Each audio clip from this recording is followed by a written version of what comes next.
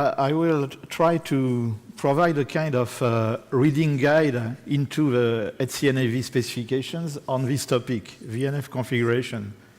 It has been said several times today that this is a crucial topic because if you have a VNF deployed in your NFVI, this VNF is useless until it has been properly configured. But it was also highlighted that it's not always that clear how to configure a VNF in an NFV environment. So let's try to provide to shed some light on this at least. From the agenda, you can guess that there are at least 3 solutions, which is one of the reasons why it sometimes looks confusing. So before looking to these solutions, let me just try to clarify the scope of the presentation, because even the term VNF configuration can be interpreted in different ways. So here we are talking about, if you represent a VNF as a software instance running in a virtualization container, or for example, a virtual machine, there are configuration activities to be performed both at the level of the VNF software and at the level of the virtualization container, of course. But here we focus on configuration actions at the level of the VNF software instance, which means how to provide the VNF software instance with necessary configuration parameters before it can start its actual function. So so we will focus on this part, this type of configuration data, and there are even two. We can further classify these configuration data in 2 categories. There are some configuration data that are not virtualization related. That means that whether it's a PNF or a VNF does not really matter. You have to configure this information. A typical example is, if your VNF is a GGSN, you have to configure a couple of information related to APNs. This is what we will call a non-virtualization related configuration. However, there are also some parameters that are virtualization related, and by that we mean that the value of these configuration parameters is in some way affected by some processing functions inside either Mano or VNFVI or both. Typically, everything around addressing falls in the category of the first category. So we highlight this classification because depending on the type of data you want to configure, the procedures for doing that are sometimes slightly different. So, as I already alluded to, there are at least three alternative but non-exclusive solutions to provide a VNF instance with configuration data. The first one is something that is rather conventional, that is not fundamentally different from what has been done for years with PNFs. It's basically a communication between the OSS and the VNF. The second path is, there are multiple variants of the second path, but the key point is that there is a communication between the VNFM and the VNF. And the third path, which is typically inherited from cloud computing solutions, it relies on a communication still between the VNFM and the VNF, but not a direct interface, via the infrastructure, via the VIM and so on. So we will look at the 3 solutions and try to give some examples. of course, we can't really explain all the details during 20 minutes, but if you download the presentation later, you will find several backup slides with more detailed information. So let's start with the first solution. It's very simple. So it's very simple in some way because it relies on reference points that are anyway outside the scope of HCNFV standardization, which are this is related to the what we could call the northbound interface of the VNFs, so interfaces between the VNF and the OSS directly or via an element manager. Well, this is the way that has been used so far with PNFs, and it is still possible to do that, of course. However, it's for non-virtualization related parameters, this is straightforward. There is no real difference with a PNF. For virtualization related parameters, then it's a bit more complex because if it's the OSS that has to configure the VNF with this kind of parameters, then first the OSS needs to retrieve some runtime parameters from Mano. But this is possible. There is a network service lifecycle management API in one of our specifications, and there are multiple ways to do that, but for example, using a query network service operation, the OSS can learn let's say the IP addresses that have been assigned to various connection points. It can configure the VNF software with that, for example. So because it is almost identical to what we are doing in conventional networks, I will not provide more details on this, but it's important to remember that this is still possible. The second one is a bit more NFV specific, I would say. Let's say the first one is legacy, is based on the legacy solutions. The second one is very HCNFV specific in some way, and the third one we will see is really inherited from cloud computing. So the second one, the key point is that there is a direct communication between the VNFM and the VNF. The configuration parameters are transferred either in push or pull mode. And the dotted lines on this picture are there to show that in most cases the VNFM, the values that the VNFM is pushing to the VNF are set by the totally or partly set by the OSS. So the information comes via the VNFVO into the VNFM.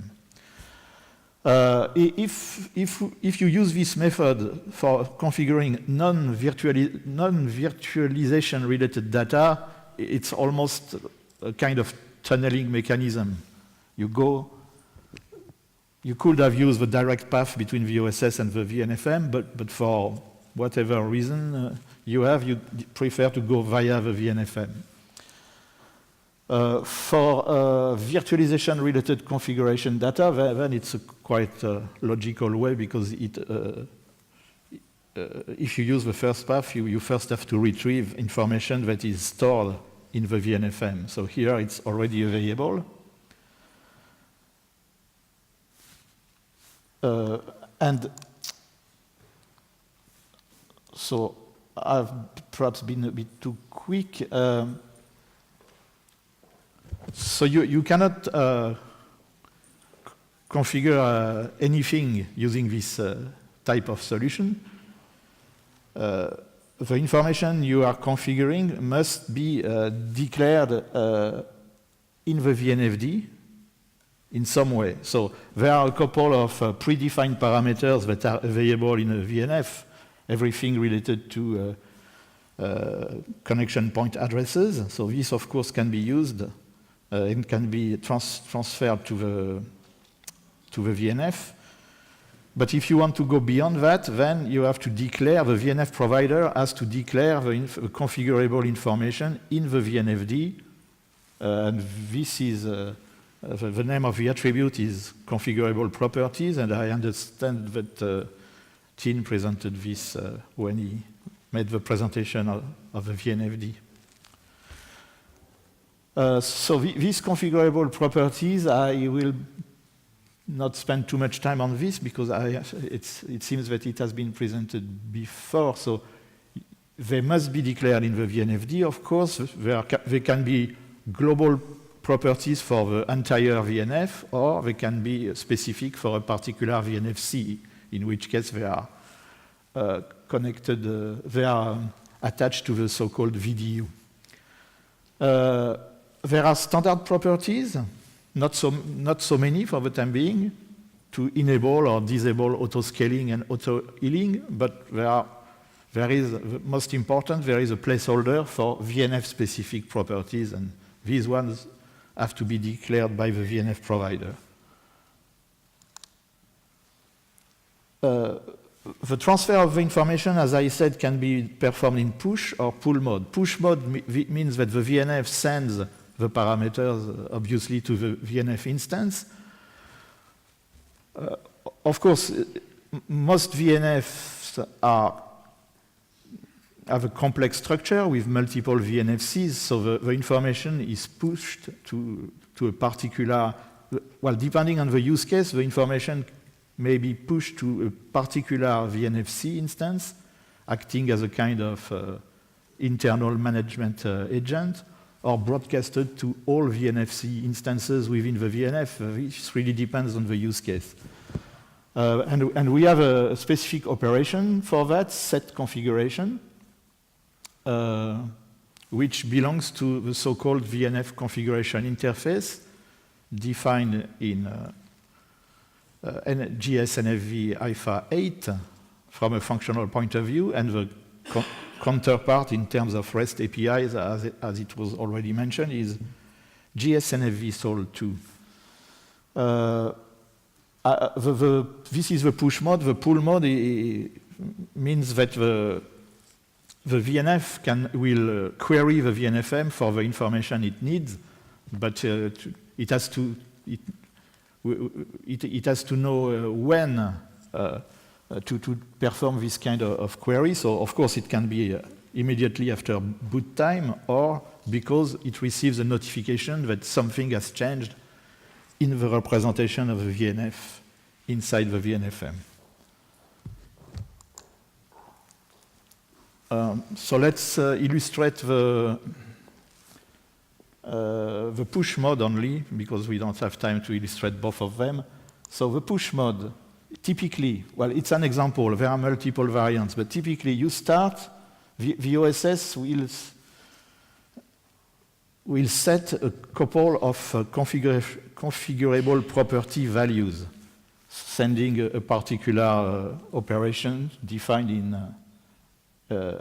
IFA 13 or SOL 5 if you are looking to the REST API. The information is propagated to the VNFM,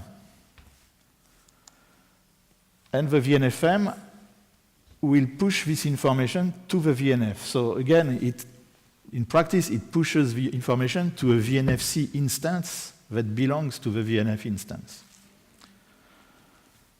So that's one way. There is a variant where the information is initiated, the push is initiated not by the OSS, but by the element manager, but the flow is the same, basically.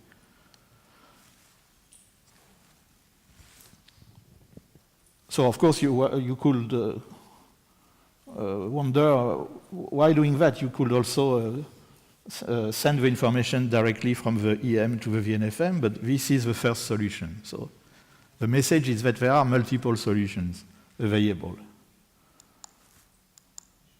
So this was for path B, the second solution. The third solution, this one,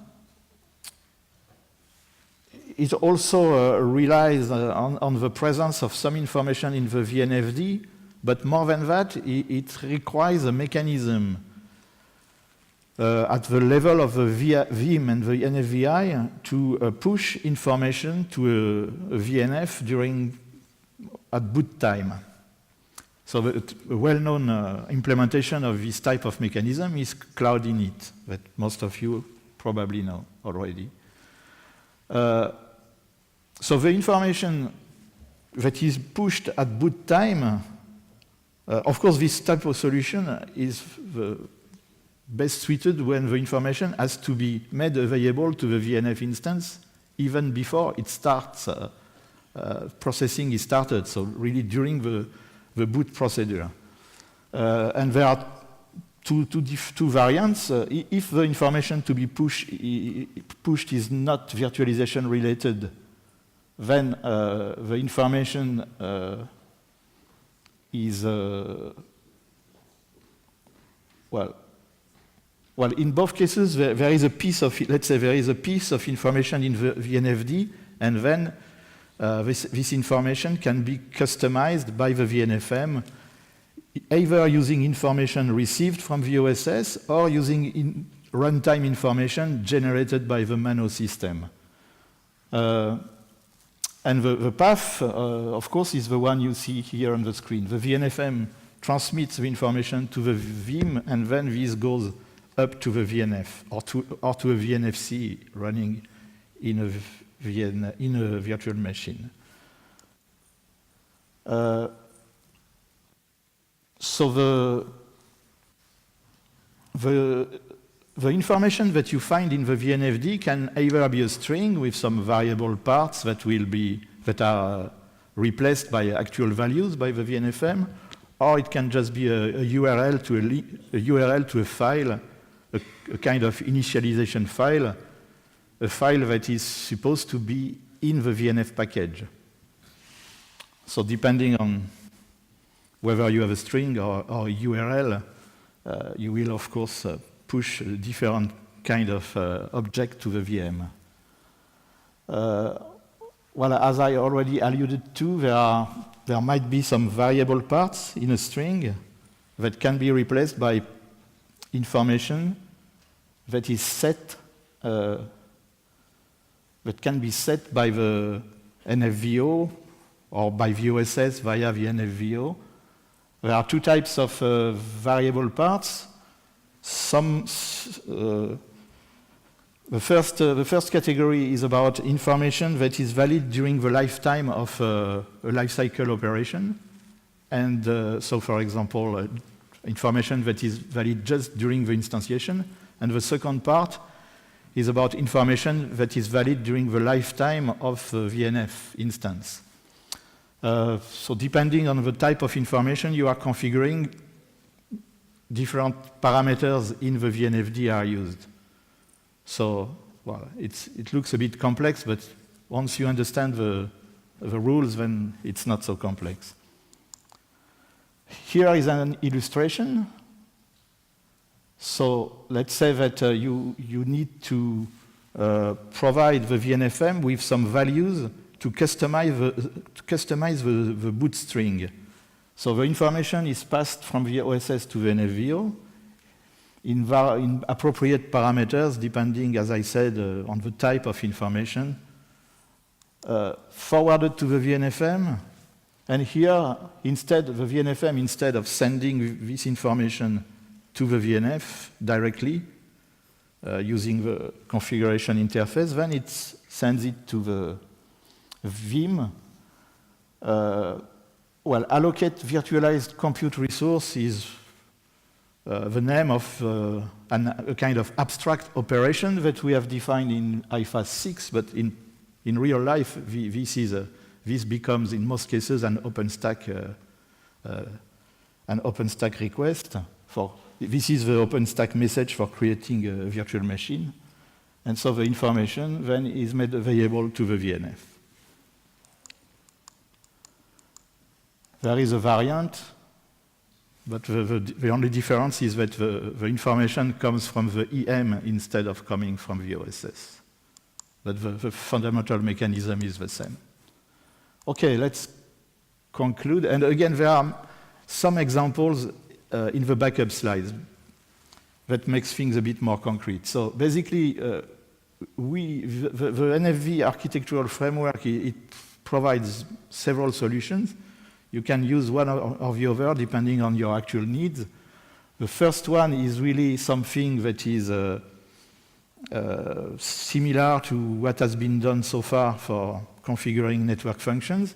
It is the typically used for non-virtualization related parameters, but still it can be used in all cases as well.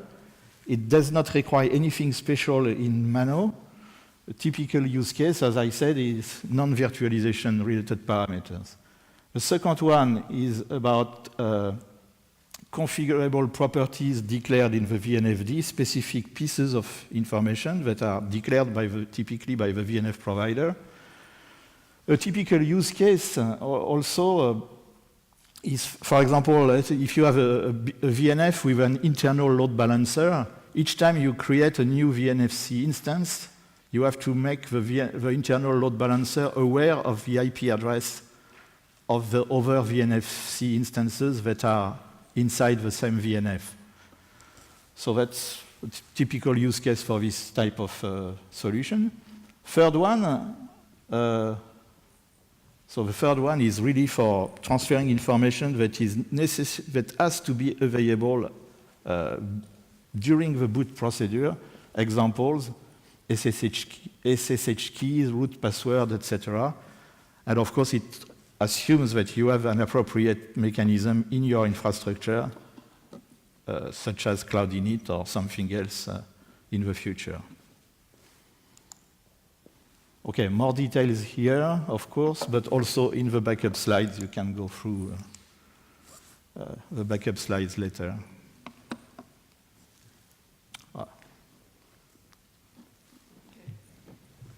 Any questions? Yes, please. Thank you, Bruno. She's coming. She's coming.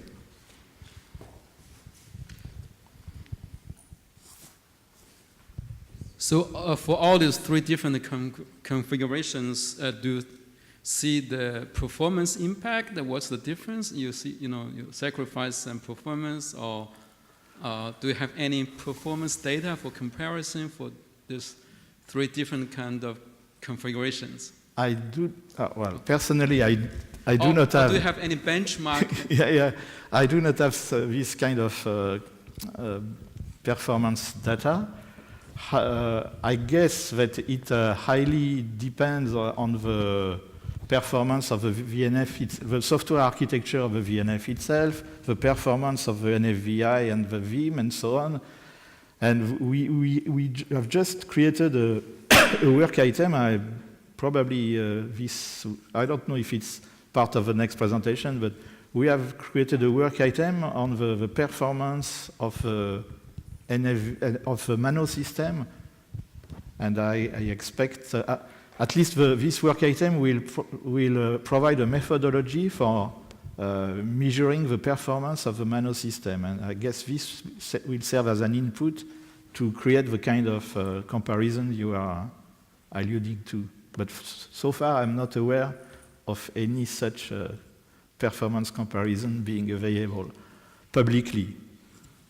Some vendors may have one, but that's another story. I can add a little bit. Yes, performance is important, but I think it's more about the flexibility to allow the VNF providers, the applications, to think how they want to design their VNF, because they design the VNF, and then they have to decide which is the best path for them to, giving to the Mano system or the Mano stack to be able to configure them, right? So that's crucial to the VNF providers to decide which path they want to do.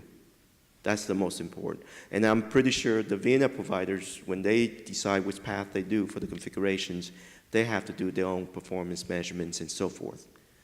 But the crucial is the path, the choice belong to the VNF providers. And you can use multiple solutions at the same time. But then when they get to the service provider, they may choose a certain path because they also have to accommodate many different VNFs, right? And then their Mano stack also have to accommodate also. So it's a collaborative work between the two parts. Any other questions? Thing. Yes. Oh, okay. It's not a selection of only one path. All the paths are complementary. And depending on the use cases, the type of configuration that you may have to run, sometimes you may choose one path or choose another one. I think that the presentation of OSM already gave a good example that sometimes it's called day zero configuration. Sometimes this configuration is already pushed through the VIM when we put the VM, for example. But that is complementary to some other configuration that you will do then when you do push directly from the VNFM to the VM. So it's not choosing one only. In a real solution, they might be complementary and useful. Yes. From the deployments that I saw, I see option B and C are the most popular, and that's actually for the day zero and day one configuration. My question is, and also it was in the OSM slides, do you see a role for VNFM in the day two configuration or service configuration? No, No. I don't see any role for the VNFM in service configuration as such. Of course, it can relay. The semantics of the VNF configurable properties is unknown to the VNFM. So in some way, if the VNFM is relaying a VNF configurable property, it plays an indirect role in service configuration, but it does not play any active role. It does not even know what is the semantics of these configurable properties. Okay, it was a comment because I saw in the OSM that it had a role in the day two operation, so I thought maybe that's a direction in HCE too. No, I mean, it has a role as a transport mechanism, I would say, at most. Perhaps probably the plumbing, I call it the plumbing, the piping, for the mechanism just to delivering the object or the chunk of data. But actual, VNFM or any of the function actually have to understand the application or day two, it's a little bit one level up. Yeah, what is sometimes confusing is that I know that there are some products that combine VNFM and EM into a single product. So in that case, of course, everything is done by the same functional block. But this is just a particular implementation. Okay, let's do one last, because I'm looking at here, he's very patiently ready to go on cue. So let's one quick one, and then we'll wrap up for this session. Yeah. Do you believe that by option or pass C can do the day one configurations? Like, let's say, define the APN on the GDSN. Can we go with the pass C? I mean, the path C is really for pushing information when you create the VM. At a later stage, path C, at least as it is currently specified, path C does not work if you want to push some information later. For the time being, we could work on some evolutions of path C, but this will not be a purely an HCNFV work. It will be something to be discussed or to be done typically in OpenStack. So for the time being, if you want to modify something after the VM has been created, then you have to go for a path A or B. Yeah.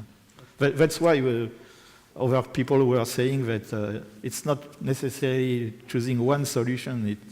You may need several solutions to fulfill your requirements. But still, we stick with the day zero configuration to be done by VNF manager, right? The day zero configuration to be done by VNF manager. Path C, yeah. Path B. B. And day zero, day zero, but to me, day zero is a bit ambiguous as well, because there are some configuration data have to be made available immediately when you create the VM so that they can be processed during the boot procedures, and some others can be made immediately after the boot. And to me, these are D0 as well. So I think path C, and it's really when you must make this information available at the same time as creating the VM. Yeah. All right. Thank you, Bruno. This is the most tough part, because this is Yeah.